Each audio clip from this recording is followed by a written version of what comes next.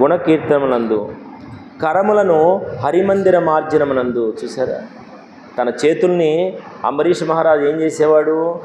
ఆ హరిమందిర మార్జనం అంటే భగవంతుని యొక్క మందిరాన్ని శుభ్రం చేద్దాము, భగవంతుని యొక్క మందిరాన్ని బాగా తుడుద్దాము, అక్కడ ఉన్న మాలిన్యాన్ని అంతా కూడా తీసేద్దాము అని ఆలోచిస్తుంటాడు.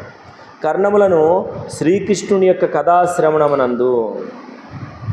కర్ణములను అంటే చెవులు ఎప్పుడు కూడా మన చెవులు ఏ మాటలు వినాలి?